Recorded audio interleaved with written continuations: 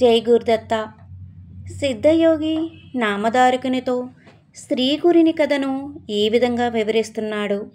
ఈ కథను విన్నా వినిపించిన గురు అనుగ్రహం కలుగుతుంది.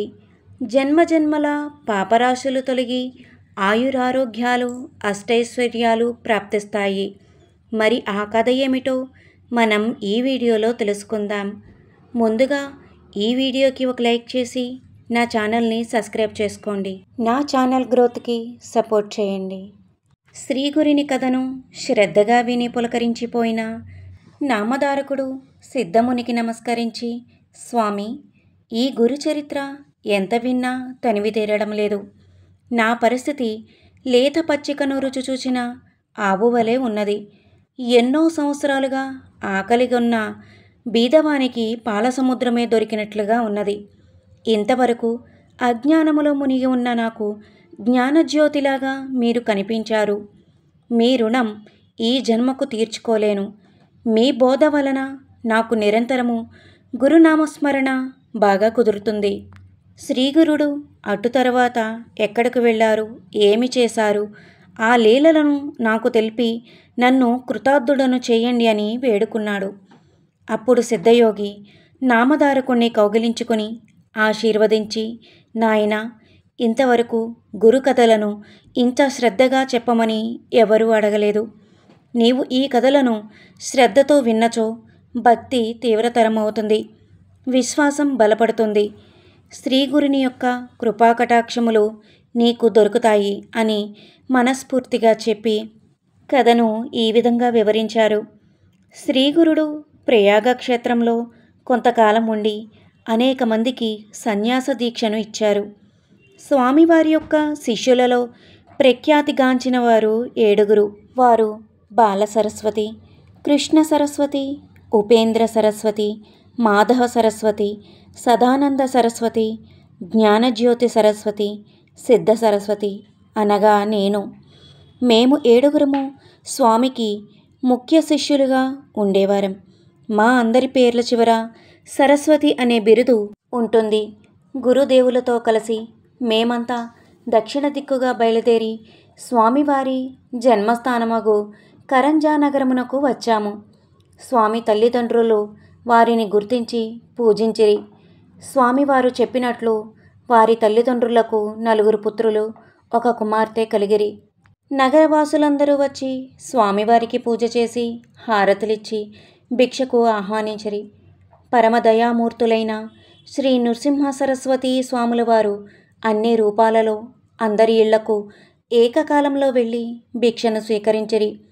ఈ అద్భుతమైన లీలలకు నగరవాసులందరూ ఆశ్చర్యచకితులై భక్తితో స్వామిని సేవించిరి.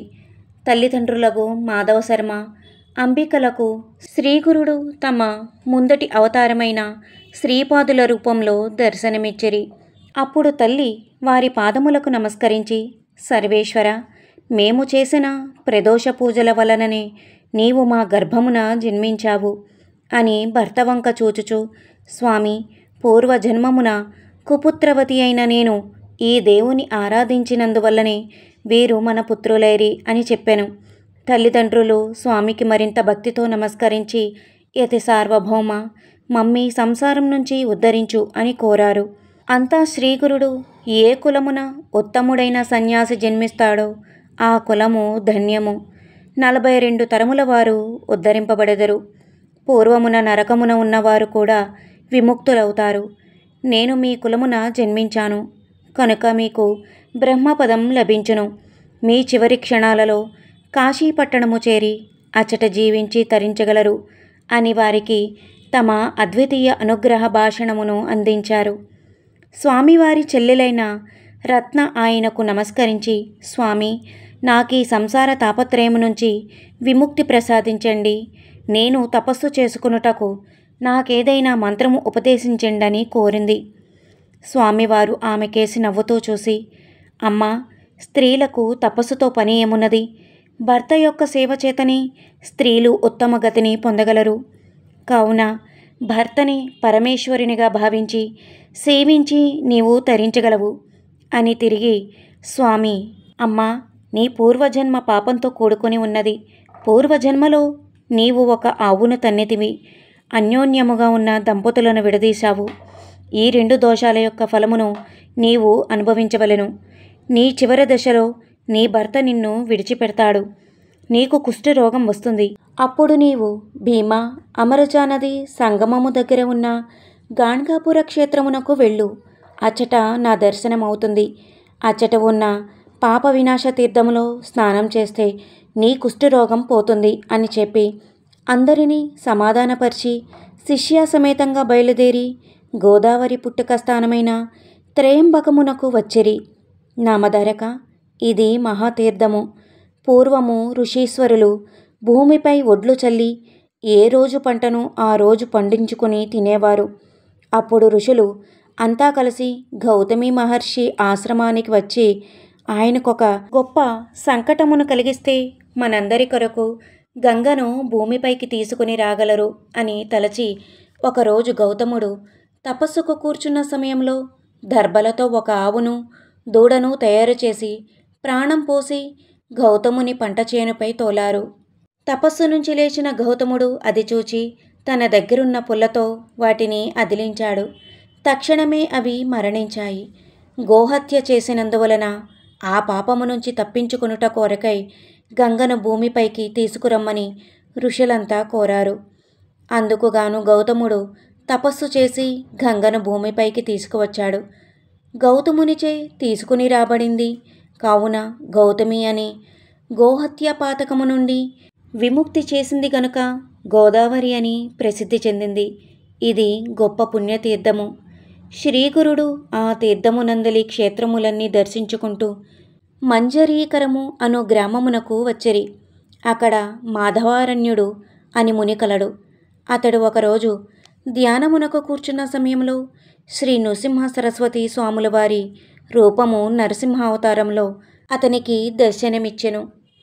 అతడు శ్రీగురుని వద్దకు వచ్చి భక్తితో పూజించెను. శ్రీగురుడు, మాధవారణ్య, నీవు మంత్రసిద్ధిని పొందితివి. నీవు నిత్యము నరసింహోపాసన చేయుట వలన మా దర్శనం కలిగినది అని చెప్పి అతనికి సంపూర్ణ అనుగ్రహమును ప్రసాదించి అక్కడి నుంచి శిష్యాసమేతంగా వాసర బ్రహ్మేశ్వరము అను క్షేత్రమునకు వచ్చిరి. అక్కడ గోదావరి తీరంలో స్నానం ఆచరించుటకు శిష్యాసమేతంగా శ్రీగురుడు వెళ్ళగా అదే సమయంలో ఉదర రోగంతో బాధపడుతున్న ఒక బ్రాహ్మణుడు నదిలో పడి ఆత్మహత్య చేసుకొనుటకు సంసిద్ధుడై, ఓ భగవంతుడా, అన్ని జీవులకు ఆధారమైనటువంటి అన్నము నాకు గిట్టుటలేదు. అన్నము తినకుండా ఎన్ని రోజులని ఎవరు బతికుండగలరు? అన్నము తింటే చాలు విపరీతమైన కడుపు నొప్పి ప్రారంభమగుచున్నది. ఎన్నాళ్ళు తినకుండా నేను జీవించగలను? నేను ఎన్ని పాపాలు చేసుకుంటే ఈ రోగము వచ్చిందో? సద్గురువును నిందించానేమో, ఈశ్వరుని పూజించలేదేమో, తల్లిదండ్రులను వదిలిపెట్టి భార్యతో మృష్టాన్న భోజనం చేశానో, ఎన్నో జీవులకు ఆశ్రయమైన వనమునకు నిప్పు పెట్టానేమో, ఇంక ఎందుకు నా బ్రతుకు అని తలుస్తూ నడుముకు బండ కట్టుకుని ప్రవాహంలోనికి దూకాడు. స్వామివారు ఈ సంఘటనను చూసి శిష్యులను పంపి అతన్ని ఒడ్డుకు తీసుకురండి అని ఆజ్ఞాపించారు. శిష్యులు అదేవిధంగా చేశారు. స్వామివారు అతని వైపు చూస్తూ, బ్రాహ్మణుడా, ఆత్మహత్య మహాపాపమని తెలిసి కూడా అందుకు ప్రయత్నిస్తున్నావేమి అని అడిగారు. అప్పుడు ఆ ఉదరరోగి స్వామికి నమస్కరించి, స్వామి, నేను ఈ భూమికి భారంగా జన్మించాను. పక్షమునకు గాని మాసమునకు గాని ఒక్కసారి తిన్నను ఉదర రోగం నన్ను బాధిస్తుంది. శరీరమునకు అన్నమే కదా ముఖ్యము. అది తినకుండా నేను ఎన్నాళ్ళని జీవించగలను అని తన బాధను వ్యక్తం చేశాడు. అప్పుడు శ్రీవారు అతనితో, నాయనా, నన్ను మించిన వైద్యుడే లేడు. క్షణములో నీ బాధను పోగొట్టగల ఔషధం ఇస్తాను. నా మాట మీద విశ్వాసం ఉంచి నీవు వెళ్ళి భోజనం చేయి. ఇంక నీకు ఆ రోగబాధ ఉండదు అని అన్నారు. అతడు భక్తితో నమస్కరిస్తూ ఉన్న సమయంలో ఆ ఊరి గ్రామాధికారి వచ్చి స్వామివారికి నమస్కరించాడు. అప్పుడు శ్రీగురుడు, నాయనా, నీవెవరవు? నీ పేరేమి అని అడిగారు. అతడు, అయ్యా, నాది ఆపస్తంభ శాఖ, బ్రాహ్మణుడను, కౌండిన్యస గోత్రికుడను. నా పేరు సాయందేవుడు. ఉదర పోషణార్థమై నేను ఒక యువనరాజు సేవలో గ్రామాధికారిగా జీవిస్తున్నాను. తమరి దర్శన భాగ్యం వల్లనే నా మనసు శాంతించింది. గంగా స్నానం వల్ల పాపము, చంద్ర దర్శనం వల్ల తాపము, కల్పతరువు వల్ల ధైన్యము నశించును. కానీ మీ వంటి సత్పురుషులు తమ దర్శనముతో పాప తాప ధైన్యములను ఏకకాలంలో నశింపచేయగల సమర్థులు అని వారి పాదములపై పడి నమస్కరించెను. స్వామివారు ఆయనను దగ్గరకు కూర్చుండబెట్టుకొని, సాయందేవా, నీకొక మాట చెప్తాను విను. ఈ బ్రాహ్మణుడు ఉదర రోగంతో బాధపడుతున్నాడు. ఇతన్ని తీసుకువెళ్ళి మంచి భోజనం పెట్టు అన్నారు. అంతా సాయందేవుడు, స్వామి, నెల రోజులకొకసారి తింటేనే ఇతనికి రోగబాధ కలుగుతుంది. ఇప్పుడు నేను తీసుకువెళ్ళి భోజనం పెడితే ఆ బాధ తీవ్రతరమై చనిపోతాడేమో, బ్రహ్మహత్యా పాతకం చుట్టుకుంటుందేమో అన్నాడు. అప్పుడు గురుమూర్తి, నా మాట మీద విశ్వాసం ఉంచి అతనికి భోజనం పెట్టు. ఈ రోజున తిన్న అన్నమే అతనికి ఔషధం కాగలదు అన్నారు.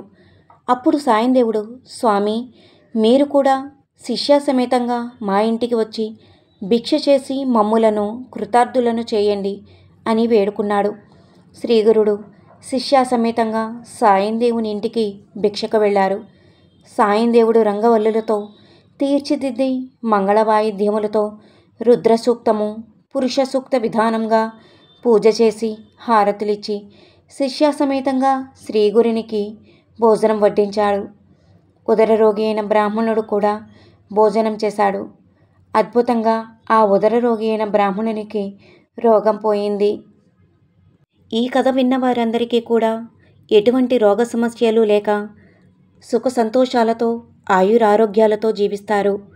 నా ఈ వీడియో కనుక మీకు నచ్చినట్లయితే లైక్ చేయండి, షేర్ చేయండి, సబ్స్క్రైబ్ చేయండి.